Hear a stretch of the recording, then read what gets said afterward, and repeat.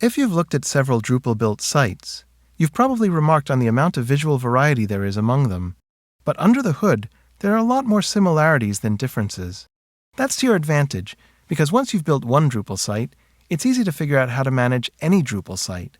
This video will show you some of those similarities. We'll be working on a site that you can create by importing the database that's in your example files. If you need to know how to do that, refer to the other video in this series on working with the example files. We'll be working with a site that you can create yourself by importing the database and graphics files that are included in your exercise files. If you need help doing that, see the separate video in this series on importing the exercise files. In order to do this video, you'll need to be logged in as the administrator. We're already logged in as the administrator here.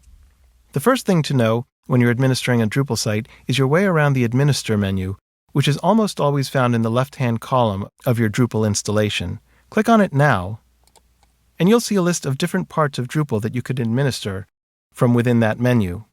In the main section of the screen, all of the different parts are listed individually. These are also in categories which are separated in these blocks of gray, or along the left-hand side in these individual links. If you click on Content Management, for example, you'll see a list of all of the different things that you can administer from within Content Management. If we go back, you'll see it's the same sorts of links that you saw in the gray box.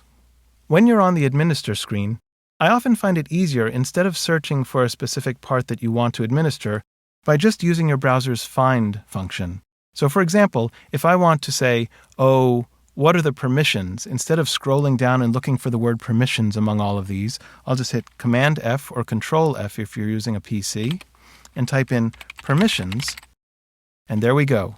Once we're there, we could just click on permissions and go straight to that administration screen. Now let's go back to the main administration page.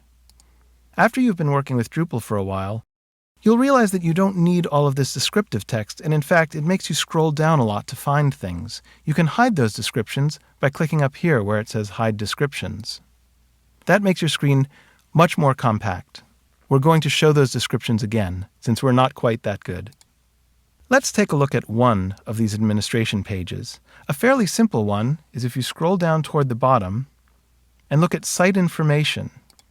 This is a place where you can change some of the basic things that make up your site. For example, the title. When you type that in here, it appears up at the top of the page, on every page. There's also a place for a slogan and a mission statement. These can show up on your page as well, depending on what your theme settings are. At the bottom of virtually every administration page, you'll also find a Save Configuration and Reset to Defaults button. Obviously, this one cancels what you've been doing, while the Save Configuration button saves it. Whenever you've saved something, or if there's an error, you'll see a message at the top that will tell you exactly what's happened. Be careful, because it's easy to miss this message if you're not looking for it. As you can see, Site Information is only one of many administration pages, and they vary somewhat in how they work. We'll look at some other types of administration pages elsewhere in this series, but you can generally figure out what's going on by using Drupal's built-in help system. For example, let's go up to this By Module tab. This shows many of the administration pages in a slightly different form, depending on function. For example, the Block administration page has the Blocks menu right here, which is the same as on the previous page, but it also has a link to show how to set permissions which will allow you and your users to do certain things within that block module. On this page, you'll also find a Get Help link for many of these modules. When you click on that, you'll get additional information, and the amount of information that you get depends on the module. That's one way to get help, but there's one other. In the left-hand column, under Administer, you'll notice this Help link right here. This will give you help pages for all of the modules that are installed. That's very useful, especially when you're first starting out. At any time, you can get to the front page of the site by clicking either on the logo or on the title of the site. Both of those will bring you to your home page.